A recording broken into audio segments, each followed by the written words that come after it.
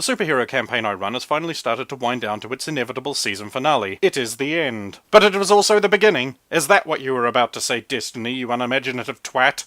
Role-playing nights, recently having come out of the dark times and taken its first trembling steps, blind and squinting into the light of not having to constantly check to see if that one really annoying player is still rearranging his dice rolls like your fussy mum, the time to exchange daring superheroics set against the backdrop of what a 12-year-old might imagine to be the most unique and imaginative pages torn right out of the Uncanny X-Men for something else ripped from the pages of every science fiction movie you ever liked has finally come.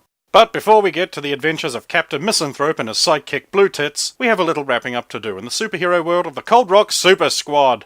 I'll give you a few seconds to laugh here. The Cold Rock Super Squad, pause for laughter, is a group of, hold your breath, superheroes who fight for justice in an unjust world. Although they might as well be a group of custard pies on a daring quest to the toilet via the brown caves for all the actual crime fighting they do in an evening. Unfortunately for everyone's insomnia, they were actually engaged in a classic battle against fascist government forces last... Oh wait, I'm getting ahead of myself.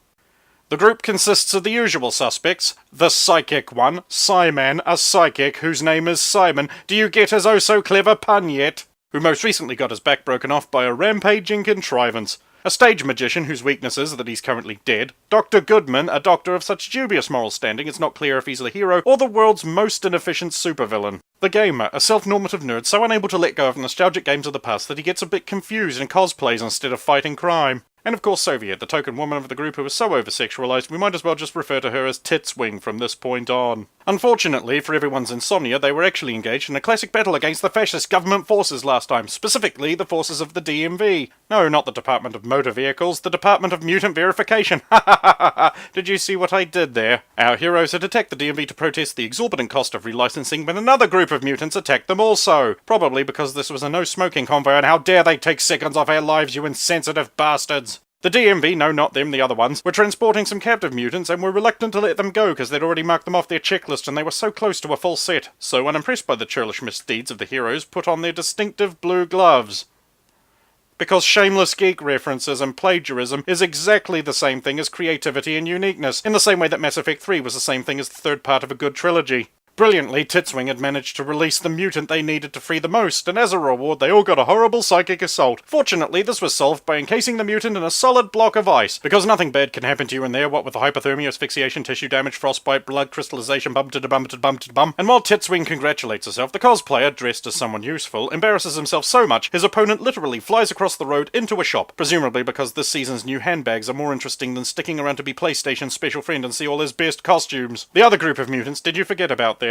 Are headed by a super strong Hulk type with a stunning superhero name of Tyler, presumably the fastest roofer this side of the Metal Gear Solid 2 ending boss fight. Although this fight seems to be more against traffic congestion than anything else, he went through cars faster than a COD player goes through Cheetos while screaming at other fat spods over the headset. Once they'd finished distributing blood around the street as though it was some kind of bizarre holiday where Jackson Pollock gives red splatters to all the good little boys and girls, Final Fantasy X-2 uses his driving dress sphere to spirit the released mutants away from their inevitably defeated foes. Now this is where the story takes an interesting twist here, as originally I was thinking these two mutant groups would meet so the player characters would join up and become one happy team of themed colour-coded heroes, like the Power Rangers, but it refreshingly didn't. At the end of the battle they went their separate ways with nary a word exchanged, like a recently broken up teenage couple who ran into each other at the prom.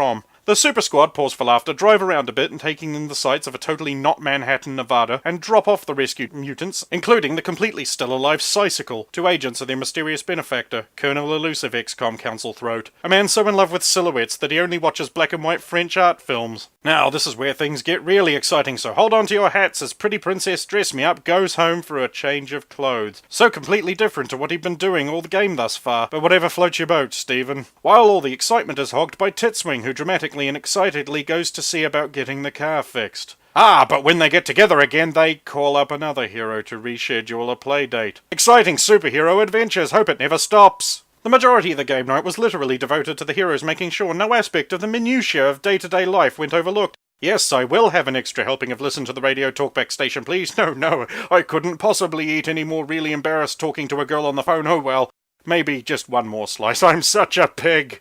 And that's where we left it. On the exciting cliffhanger of will Titswing go to the toilet before going to bed? Will it be mouthwash or floss? Maybe both. Toot toot, all aboard the fun train.